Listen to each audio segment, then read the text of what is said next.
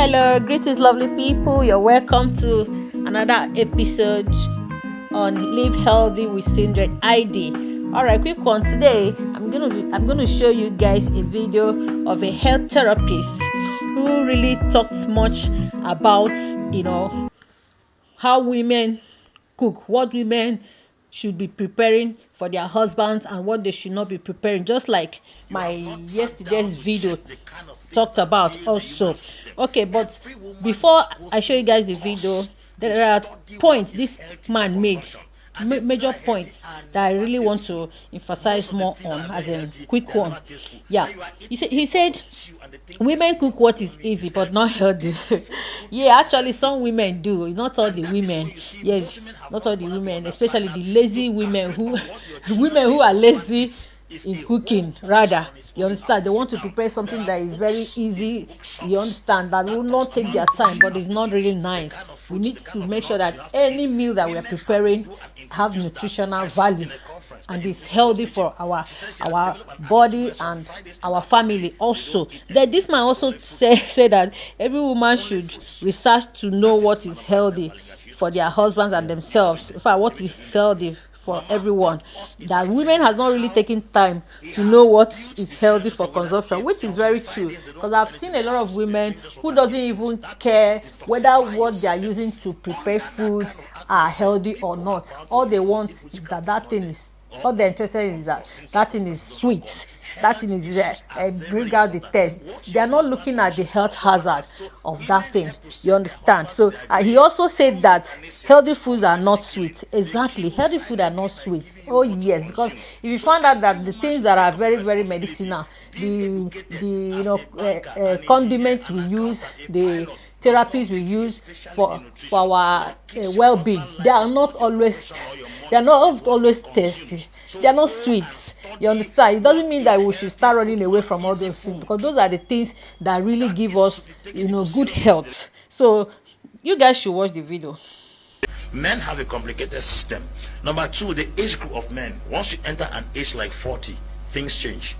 A statistic was conducted recently in America, and if you look at a child of about 4 or 5 years, when they want to urinate, they will stand, they say, let me draw S in the air. The urine will go right in the air and then come down. It tells you that the prostate of that child is very strong. But a man of my age cannot stand and draw S in the air. It means the prostate is failing.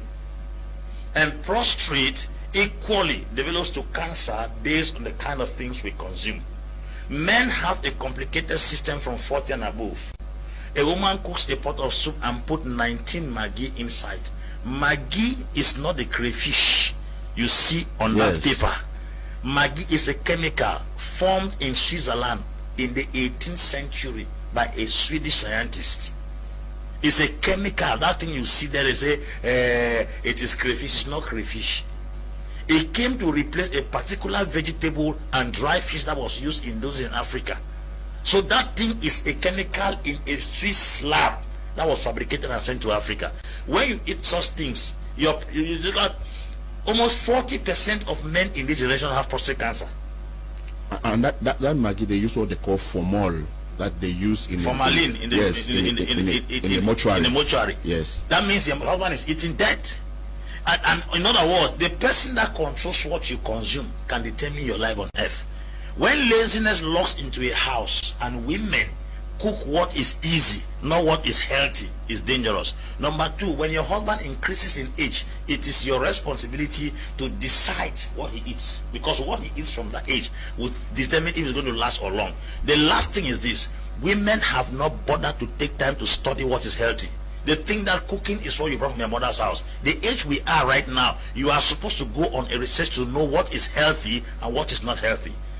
If you just let your mother have fufu and the manima they taught you, rice and beans they taught you, you have not sat down to check the kind of things that build the human system. Every woman must go through a course to study what is healthy for consumption. And the things that are healthy are never tasteful. Most of the things that are very healthy, they are never tasteful. That you are eating a pot of stew and the thing tastes in your mouth does not mean it is healthy. Tasteful food is not healthy food. And that is where you see most women have not bothered to understand that to calculate on what your children or your husband eats is a whole course on its own. You have to sit down. There are books in bookshops that talks about things you have to eat, the kind of fruits, the kind of nuts you have to eat. Women have to do and introduce that. I sat in a conference the nutritionist was teaching. She said she has developed an attitude where some Fridays in her family they don't eat anything. It's only fruits. Only fruits. That is Madam Agnes Balinga. She used to teach in JHST. Yes. JHS Limbe.